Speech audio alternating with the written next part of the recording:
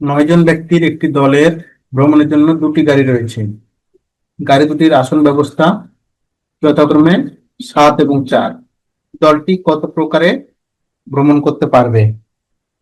তাহলে গাড়ি আছে দুইটা, একটা গাড়ির আসন ব্যবস্থা 7, অন্য একটা গাড়ির আসন ব্যবস্থা 4। মোট সদস্য 9 জন।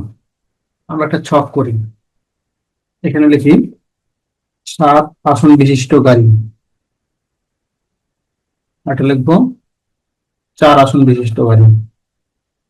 দুইটা গাড়ি, একটা 7 আসন বিশিষ্ট, একটা 4 আসন বিশিষ্ট। এখানে লিখবো ভ্রমণের উপায়। তাহলে ধরলাম 7 আসন বিশিষ্ট গাড়িতে 7 জন উঠলো, তাহলে এখানে উঠবে 2 জন। তাহলে ভ্রমণের উপায়, এখানে একটা জিনিস খেয়াল করব, ব্যক্তি 9 জন। 9 জন থেকে প্রথম গাড়িতে 7 জন চলে গেছে, তাহলে 9C7। বাকি থাকলো 2 জন, 2 জন দ্বিতীয় গাড়িতে গেছে, তাহলে হবে 2C2। একটা উপায় গেল। এবার দ্বিতীয় উপায়, এই গাড়িতে 6 জন যাবে, তাহলে এই গাড়িতে যাবে 3 জন। তাহলে 9 জন থেকে এখানে 6 জন চলে গেল, 9C6। বাকি থাকলো 3 জন, 3 জন থেকে এখানে চলে আসলো 3 জন, 3C3। এবার আরেকটা প্রসেস, এখানে 5 জন গেল, তাহলে এখানে যাবে 4 জন। তাহলে প্রথমে 9 জন থেকে 5 জন চলে গেল, 9C5।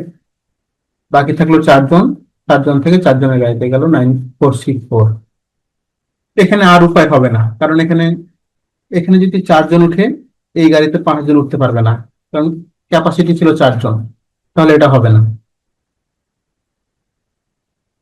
এটা এখন ক্যালকুলেশন করে নিলে পেয়ে যাব। ক্যালকুলেটর হিসাব করলে হবে 9C7। 9C7 মানে 32।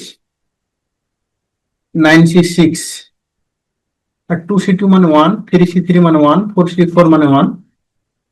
তাহলে 9C6 মানে পাবো 84, 9C5 মানে 126।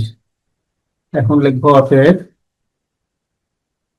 ভ্রমণের মোট উপায় সমান 36 যোগ 84 যোগ 126 সমান 246 প্রকারে।